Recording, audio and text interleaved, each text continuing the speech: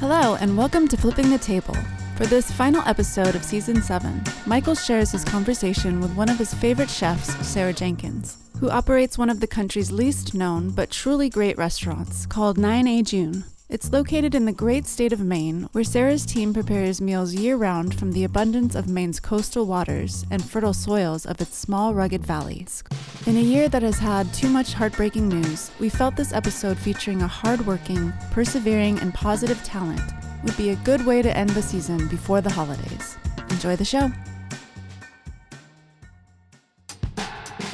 As a dedicated member of the slow food stream of the good food movement, I've eaten at many a restaurant in the Americas and Europe. As evidenced by my girth, I love a good meal and I love to cook and entertain large groups in my home. Consequently, I appreciate professionals who inspire me with their talent at creating a convivial atmosphere that features delicious but unpretentious dishes.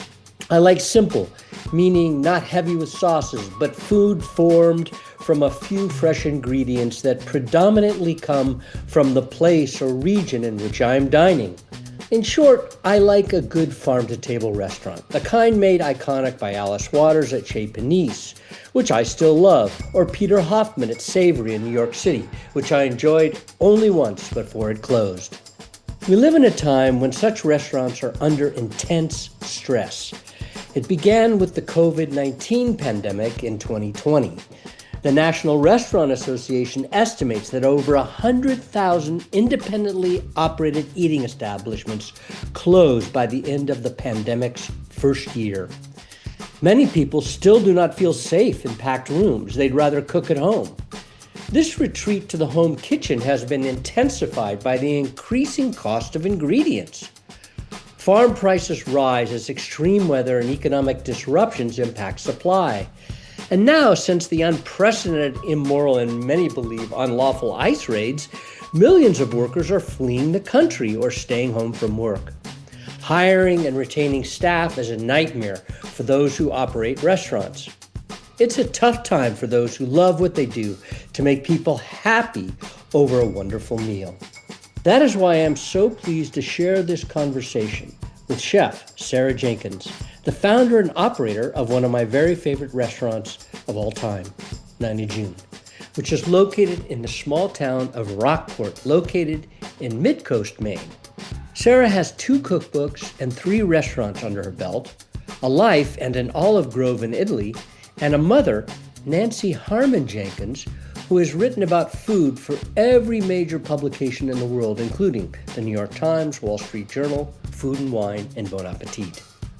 My dearest Maine friends, who are sisters, Alexa Fogel and Maria Flanagan, first took me to 9A June 8 years ago. Whenever I'm in Maine, I dine there multiple times because the food is delicious, the staff is warm, and the space is beautiful. Sara left the fame of New York City culinary scene in 2016 to come back to her place of birth, and despite the challenges, she makes it work perfectly. This is all because Sara Jenkins is a master of farm-to-table fare with an interesting history that honed her innate talents. And Sara is a good human on top of it all. If you ever get near the state of Maine, do not miss a meal or two at 9A June. Let's begin.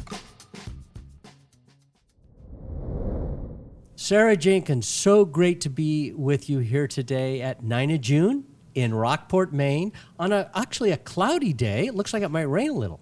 It might. Well, thank you for coming in. Yeah, well, I love this restaurant. Every time I'm in Maine, I come here. I was here twice this week, and it's delicious food. You have an amazing place. So that's really why I wanted to talk to you. So why don't you tell me your origin story? How did you become a chef?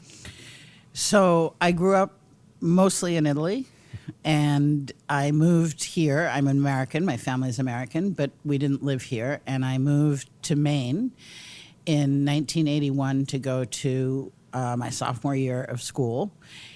And I had never really thought about food before. And in 1981 in Western Maine, I don't think olive oil was available in the supermarket of any kind. And I was so astounded and puzzled by the food. And I had to learn to cook for myself to make the food that I liked. And I went to college. I got a degree in photography at Rhode Island School of Design. Oh, wow. But, being a photographer is hard work, or it's hard to get paying gigs. It's a hard road. And I started picking up restaurant work, and I picked up restaurant work in kitchens.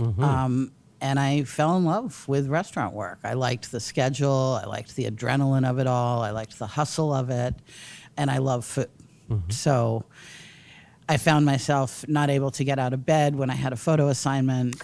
And when I was going into work in the restaurant, I was opening cookbooks and reading things and coming in with ideas. And eventually I just settled into that. So it was coming from deep within. Yeah. That's cool. Now, you grew up, as you said, in Italy. What part? In Rome. My father was the Rome bureau chief for Newsweek for a while, and then he switched to the Washington Post. And then before we even had moved to Italy, my parents had bought this farm in Tuscany, which we still have. And so we spent a lot of time there, too. Nice. Do you have olives there? We have olive trees, yeah. My mother is a noted authority on the Mediterranean diet, really. And about, 40 years ago, probably, she was struggling with kind of what to do with the land, right? To have it be maintained and productive, but not require a ton of, we weren't there on a full-time basis. And she planted 150 olive trees. Wow. And so they're kind of in their peak years right now. And we go pick them every year. Wow. Is that the olive oil I have here when I'm here? No, because we've run out of that by now. That does happen. That does happen. We don't produce that much, you know. And it gets distributed amongst the family, and then the leftover I sell here or use here. Great. So, interesting journey to get to be a chef. And you became quite famous in New York City with two restaurants, Porchetta and Porcena, which are Italian words, right? Why don't you just tell people what Porchetta and Porcena? Porchetta, we grew up eating porchetta at the market. It was roast pig. Heavily seasoned, and it was a street food. It was a stall, and you went and you grabbed some meat. Maybe you took it home and ate it. Maybe you put it in a sandwich, and I loved it. And there's a friend of mine, you may know her, Mona Talbot, who started the Rome Sustainable Food Program, and she had lived next to me in New York, and she came back one year and she sat there and she said, somebody's got to get on this porchetta thing. And I was like, oh, that's a really good idea. What year was that? It must have been 2007, 2008. We opened Porchetta in 2008. And I had a child in 2007, so it's incredibly difficult to be... An opening with a baby. Right. Well, Porchetta was a small sandwich shop, and it was incredibly hard with a baby to think about working the kind of hours that one works in a restaurant. And so I was looking for something that would keep my hand in it, as it were. And we opened in 2008, right before the whole market crash and all of that. And it was sort of, we were like cheap gourmet, you know? It was really, the timing there was perfect. And that was great. But then 2 years later, it wasn't really enough. And I opened a restaurant because all of us crazy people in restaurants want our own. You want your own restaurant because you get to make all the decisions, right? Sometimes I think that's crazy too. It's hard. Yeah, but it's if you're a creative person, it's a huge outlet. It is. I mean, because just think about it. I mean, there's the menus, and that means recipes, but then there's the aesthetic of the restaurant itself, and this has a very unique 9 of June. By the way, we should just say why the restaurant is called 9 of June. Oh yeah. Okay. So I am born in Maine, and my mother goes back generations. And my grandfather had a very quirky sense of humor. My birthday was on the 9th of June, and he suggested that I be called 9 of June so that I would not forget my birthday. And it was kind of a childhood nickname that stuck. So It's colorful. And I remember the first time I was brought here by Alexa Fogel, actually. I said, "Why is it called 9 of June?" And then she told me that it's a very cool name. It is a cool name. Sometimes I wish it were my name.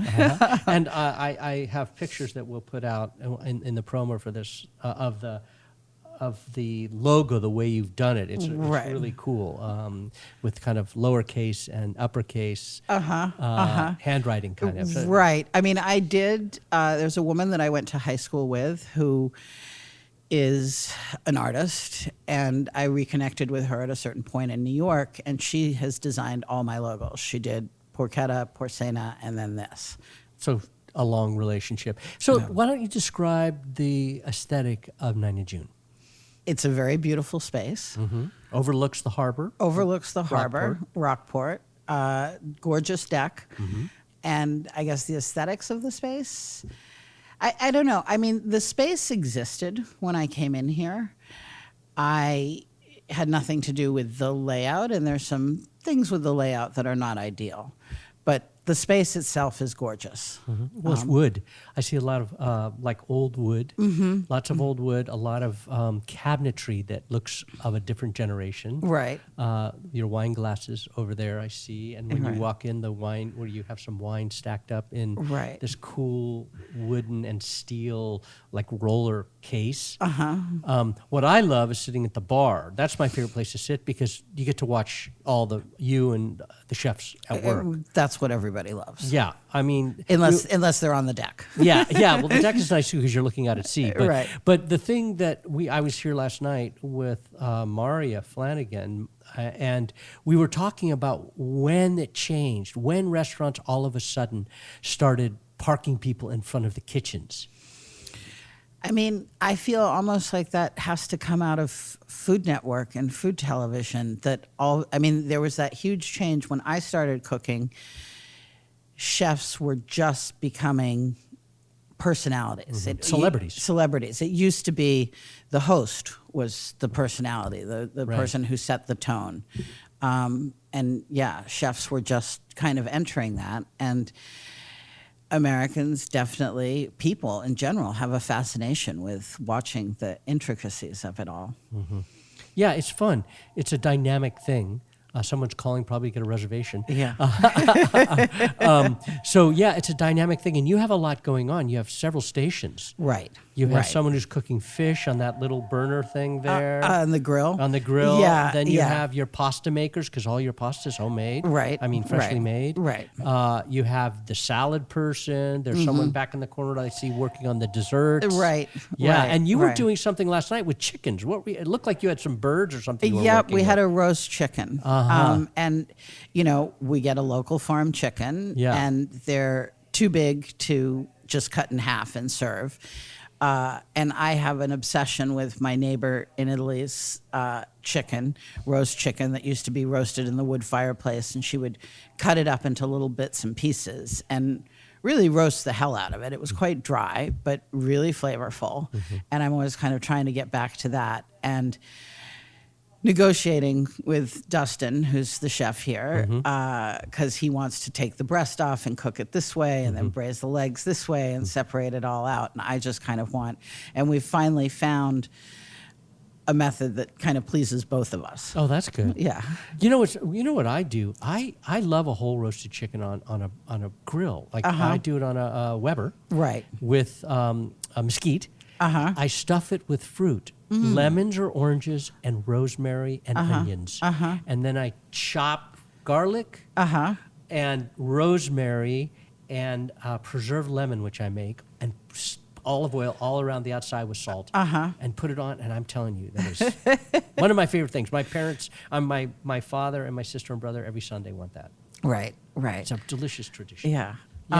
We don't So have a grill big enough. You don't have grill big enough. Right. But it's, so anyway, back to the, you have the wood tables. These are really cool wood tables here, wooden chairs. It's just a really nice space. And it comes alive and it's always packed when I'm here. Yes, I mean we have we're a year-round business up here, and there's a long period where it is not packed. Yeah, well, let's get into that because you had this business. You were known in New York, which is the mecca for restaurants, certainly on the East Coast, if not the nation. And my gosh, you made a decision to leave that year-round business, and you came to Maine, Rockport. Why? So my mother is from Camden, and which is next door. And she lives here. And like I said, I had a small child. And I initially came up here. I kept Porcena going. I had a really good staff down there. I would go back and, my initial idea, which is so far from the reality, was that I would sort of run this operation almost remotely and Porcena remotely, and there would be all these people who would get everything done for me. I moved up here. I opened in the summer. I originally planned to open for breakfast, lunch, and dinner 7 days a week, cranking New York style. Was that 2019, 2018? When was that? 2016. 16, yeah. That far back, wow. So I was only able to get breakfast and lunch going. And Labor Day came, and I realized that I was either going to be a breakfast restaurant or a dinner restaurant. So I switched over, opened for dinner, and have kind of never looked back. The challenges up here really revolve around the labor pool. Yes, it's also incredibly challenging. We have a busy night in February is 40 people. And we have nights where we're doing 20 people, and my whole staff shrinks down. I'm on the line sometimes in the winter. And then we have to blow it all up again in the summer. And I would say that's our biggest challenge up here, shrinking and blowing up. And I feel like sometimes every time I lose somebody, it takes so long to find another person, but they're not as good, right? We spend a lot of time. Somebody pointed out to me at one point, you can find good workers up here. You just need to put the time and energy into training them. And I was like, it's interesting. Living in New York City, I worked with immigrants, Mexicans, hard-working guys who were proud to get the job done and know it. And if one of them left, it wasn't that hard to find another one. And there was less kind of, you got a guy who worked for some other fancy Italian restaurant or something like that. Yes, exactly. Whom you worked with, right? No, I never worked with Mario. I definitely knew Mario. I've seen him quote about you, talked about your food. Yes, well, when I published Olives and Oranges, I think he blurbed that for me. And I was actually really good friends with one of Mario's chefs. So I felt very connected to that restaurant in a lot of ways. Well, to Lupa, not so much to Babbo. Right. But anyways, You were saying that New York was easy to find people.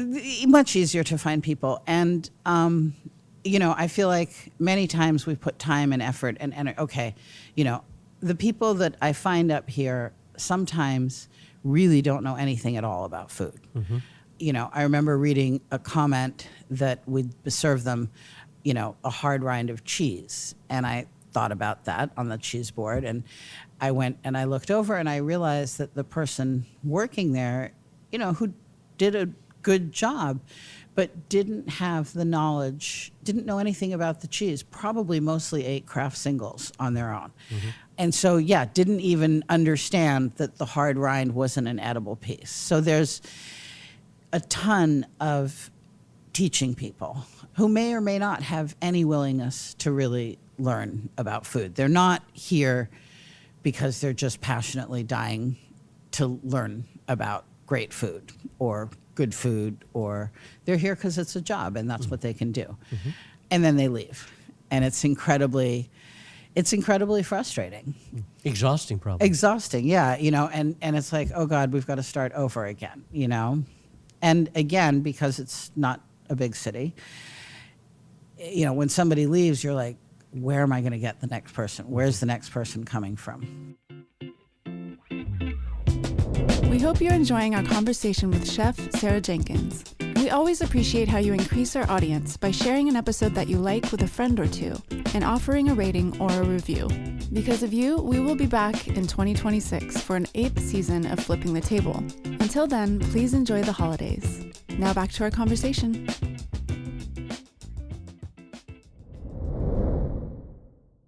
Your bartender last night, Allison, who's made drinks for me many times here, who's fabulous. I really like her. She's fun and interesting. And she said she's worked here for a long time. She has. Yeah. She has. Yeah, 8 years, I think she 8 years, said. yeah. And she seems to really know how this place works. Yes, yes. And she was saying that you came up with this last year, a very interesting solution to this problem. Uh-huh. She said you had some people from other countries. It was fantastic. Well, right. We get a lot of J1 workers, which is, it's actually a management. I mean, this community gets them. It's a kind of beneficial management visa is the idea. It's designed to expose educated foreign nationals to the American system and to teach them some stuff.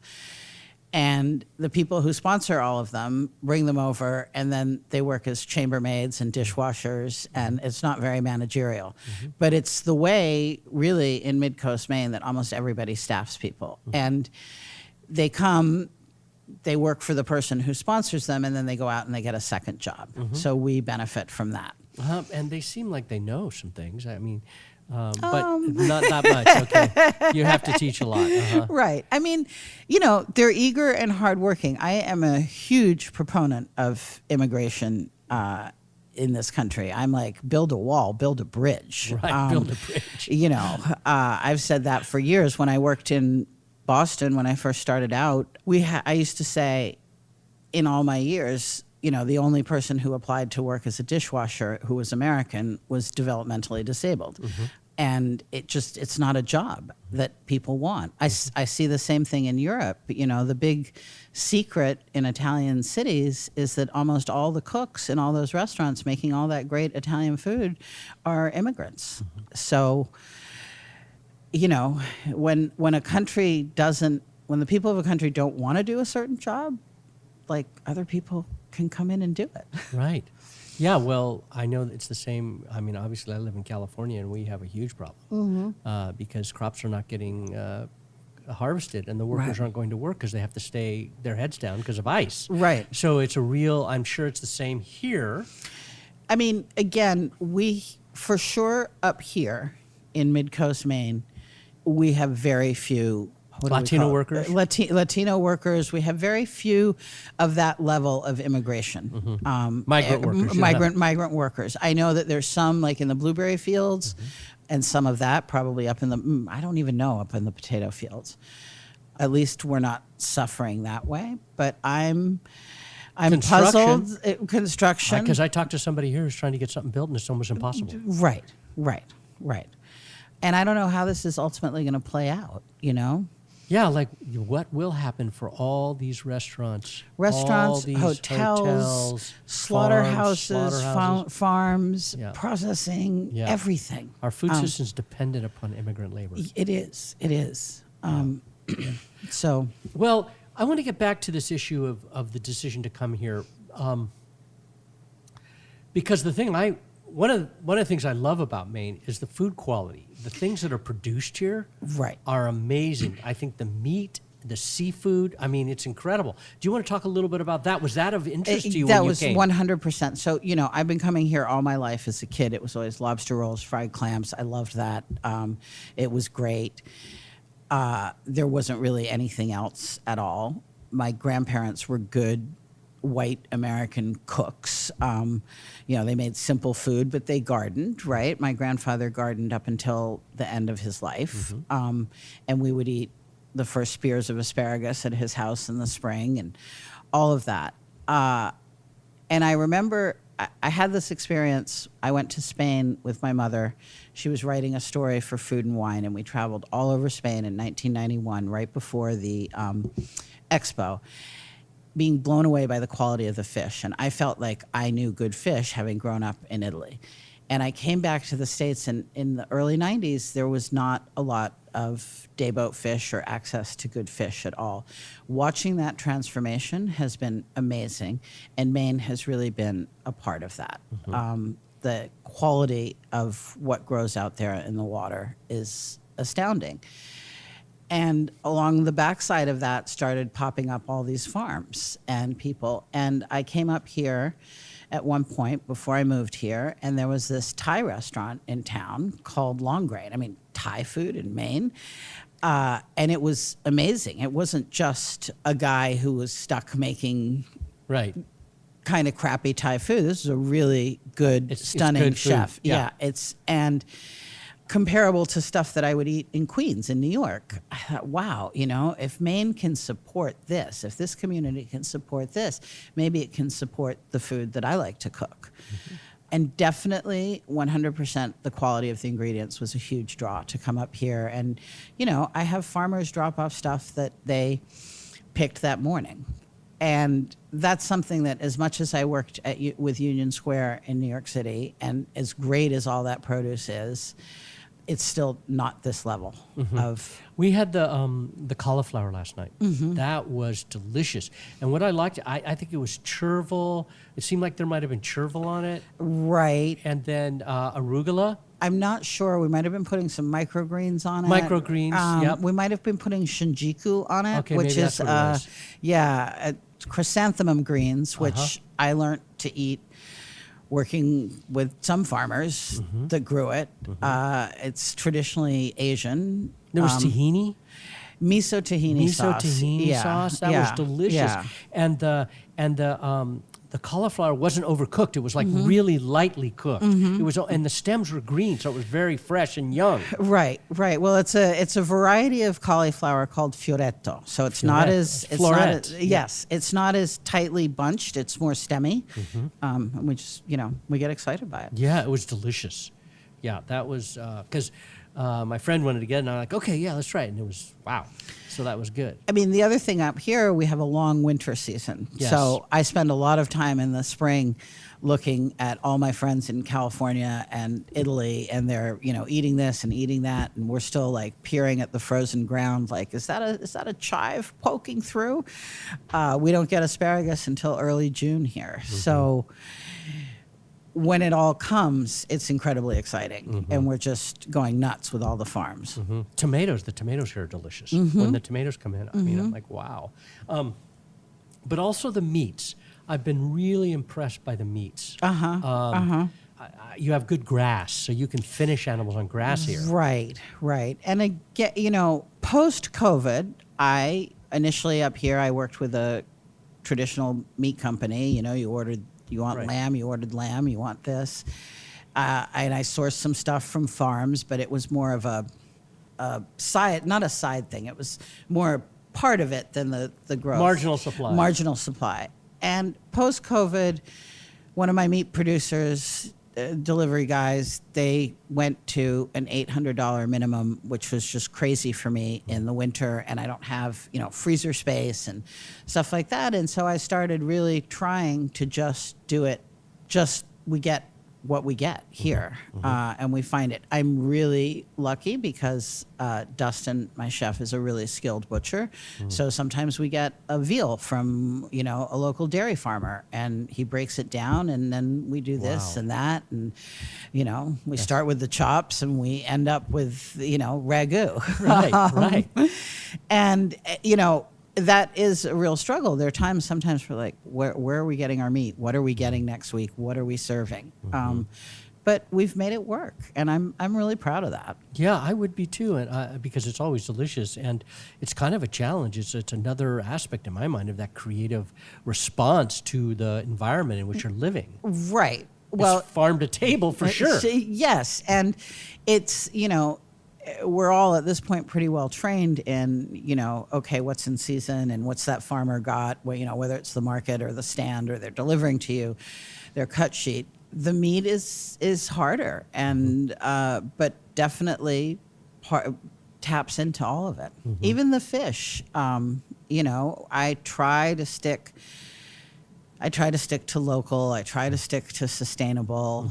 And sometimes I'm like, is there anything other than halibut out there right now? Right. Well, that is that. I mean, that is a reality. I think all of us who love farm to table restaurants have to face the reality of sometimes if you're living just farm to table, you're going to have a narrow spectrum of things at certain moments.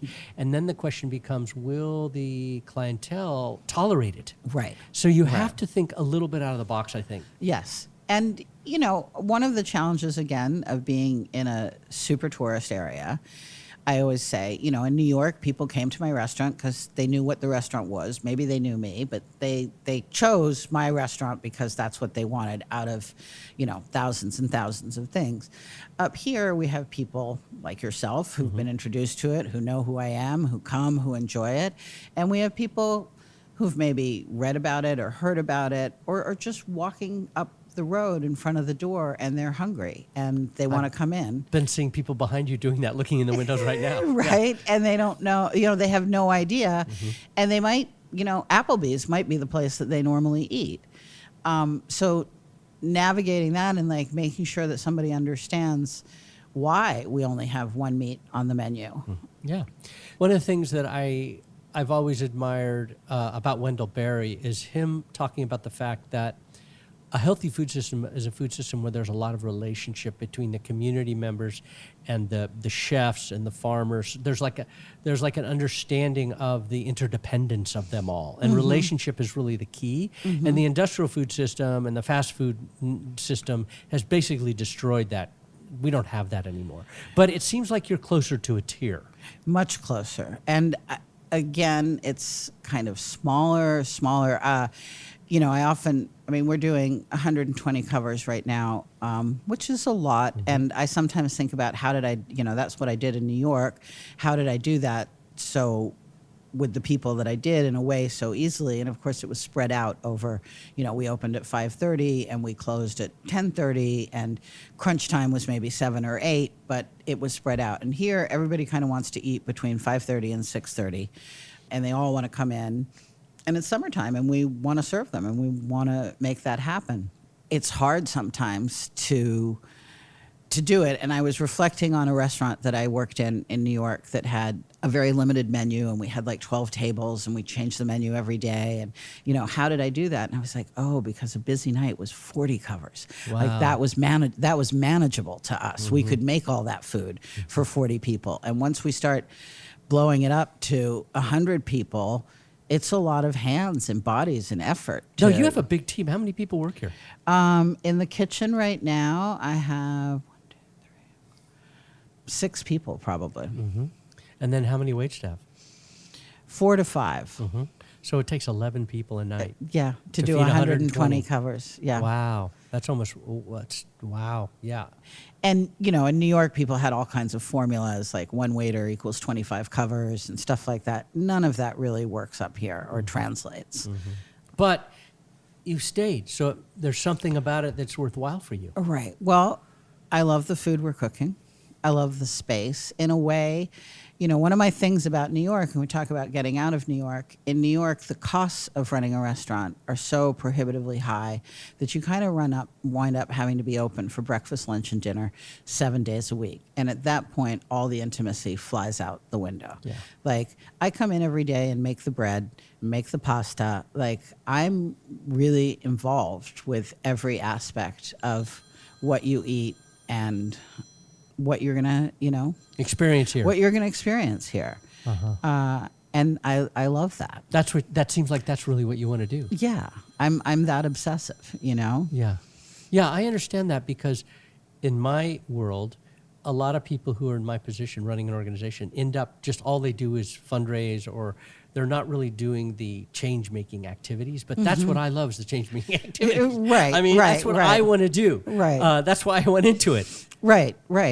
And it's, you know, there's a lot of bullshit work in owning a restaurant and a lot of admin stuff and all of that. But the joy is, you know, and I've had situations here with cooks who try to, you know, get me out of the kitchen. And I'm like, no, I need to have my hands in food. I cannot just be like administrating this place.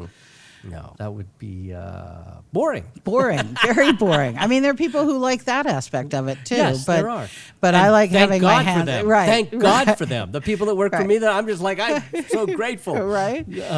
Yeah, well, I do notice that you're all. I mean, you talk to the customer. Sometimes you're even standing at the place where you're greeted by the hostess.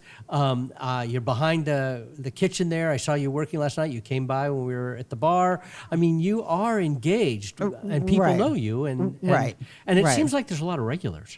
There are, and it's funny. We had a couple at the bar last night. Big regulars, winter regulars, who I cherish. I really cherish, and I said, "Oh, we haven't seen you in a while. Oh, it's so hard to get in." I was like, "Take my number, text me." I was like, I always have some flexibility. And, another couple, they come, they're like, "Oh, you don't need us now in the summer. We come in the winter." And I was like, "But we love cooking for you. You're the people that get us excited to cook for. So please, I want you in here, all summer long." Yeah. Well, and the fare must be different in the summer than in the winter. Describe the difference. Because I'm going to hopefully be back here for the month of October, which is the shoulder. Right. You'll still have some produce, but it won't be like now. It's pretty amazing how much produce we get year round up here. Okay. There's a moment in maybe early February that this overwintered spinach becomes available, and it's the most incredible thing. It tastes like candy. It's so sweet. Wow. And you sort of realize in that moment how little, right now it's like, what green do you want? Mm-hmm. It's here. And how little of that there is.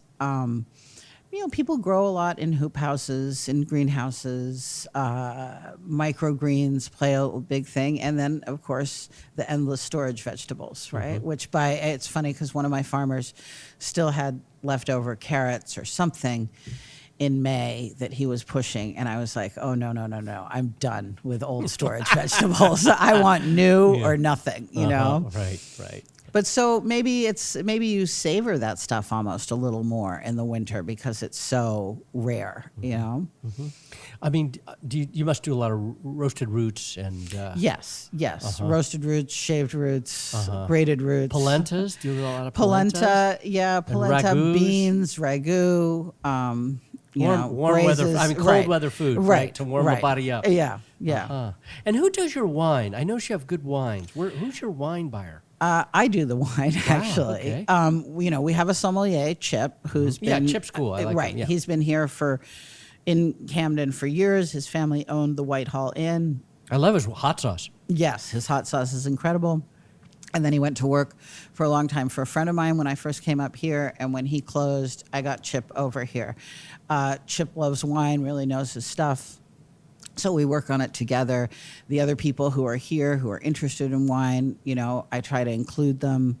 But I started doing the wine for my restaurant at Porcena in New York. It was the first time I'd ever really been involved in that. And I was a little intimidated by it. And I don't know that much about wine. I have a taste profile, and I know what goes with my food. And I was surprised at how much I enjoyed it. And that is actually one of the things that I really, really enjoy in running and owning the restaurant, is you have a good doing wine the list. wine. I mean, it's not huge, but it's long enough that you really do have choices. Right. And the wines, I've never had a bad wine. Right. So, that's really good. Right. And it's not that easy. But it's also similar with your list. I mean, your menu is not huge. It's not like going to some place in New York, like you said, like Park, I forget the name, Central Park. I mean, it's not like going to that place. Right. It's a sheet of paper, maybe 10 or 12 things? Yeah, maybe 14. 14? And it changes. Yeah. It changes all the time. And, I was just reading somebody's comment post-reservation. They were sad. We're doing a grilled in-shell scallop, and we ran out of it at 6:30. It's really hard sometimes to predict any of that. We were like, well, we sold 8 last night. We've got 8 to sell tonight. You think you're going to be okay. And you also, what are you going to do? You're not going to take off 8 orders of beautiful scallops. Right. So. Yeah. Well, there is at least 4 pastas usually, right? 3 pastas and a risotto. 3? Okay, that's what it is. 3 pastas and a risotto. Yeah. And you make all that pasta yourself. And there was long noodles, and then there was We had- cavatelli last night. Yep, cavatelli, spaghetti, and a ravioli. Yeah, okay. I haven't had the ravioli in a long time. I need to do that next time I'm here. Right. Yeah, because those are good. I saw them making them last night. I thought, oh, maybe I should have got that. Right. And then how about the sauces? Who makes your sauces? Do you make Like those? what kind of sauces? Well, there was a red sauce, I think, on the, or maybe it wasn't red, but it looked like it might have had some tomato With in the it. monkfish? Yeah, maybe that's what it was. Yep. Well, tomatoes are just starting to really come in, and we made a roast cherry tomato sauce. Okay. Yeah, we make everything. I mean, what do I buy? I buy olive oil. I buy canned San Marzano tomatoes. And I'm not, I get frustrated sometimes. People go this whole like local. We don't use anything that's not local. And I find that a little tiresome. Like even the ancient Romans were bringing food in from all Absolutely, over. they were. And I'm not ready to give up olive oil because I live in Maine, or avocados. Right. Or citrus. Right.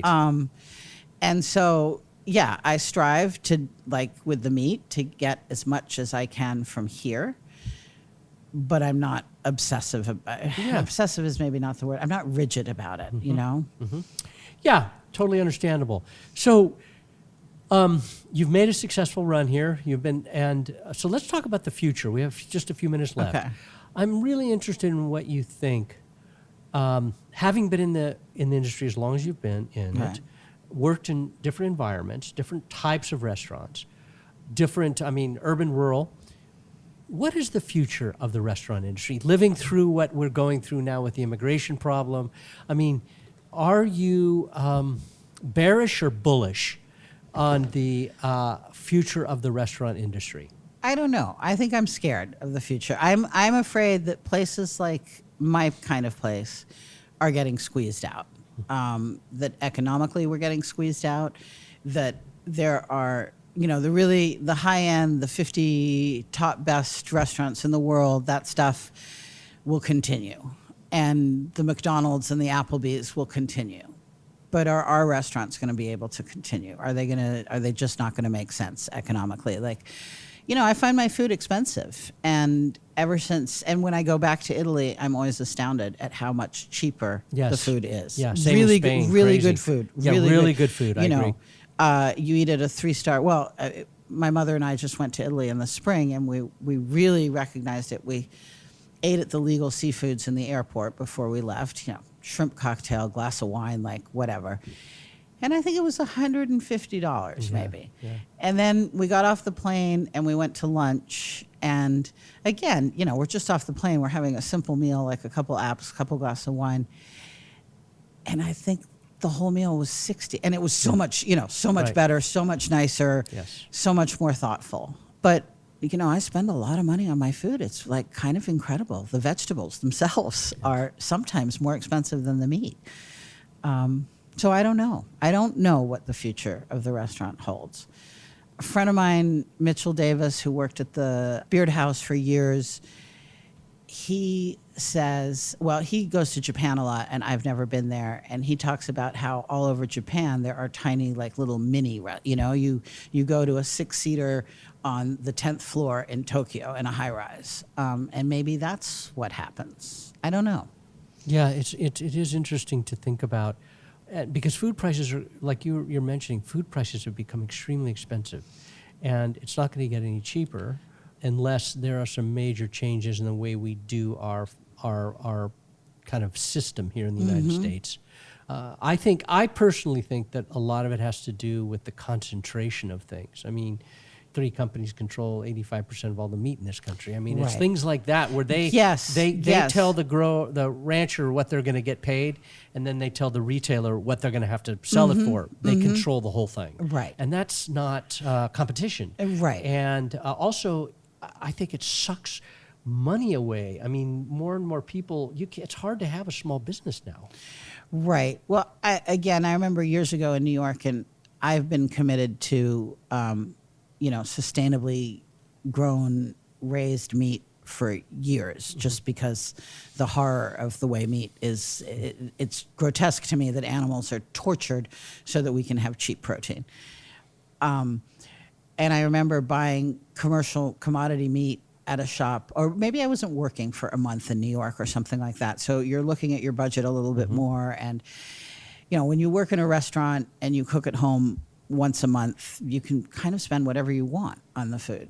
And I was like, but it's not like, okay, so that's one thing, right? I can be like, who cares that this costs $25 a pound because I'm buying it once. But if I'm feeding a family of 4 on a budget, day in and day out, I'm going to really be looking at this. And it's a big enough difference that it's serious.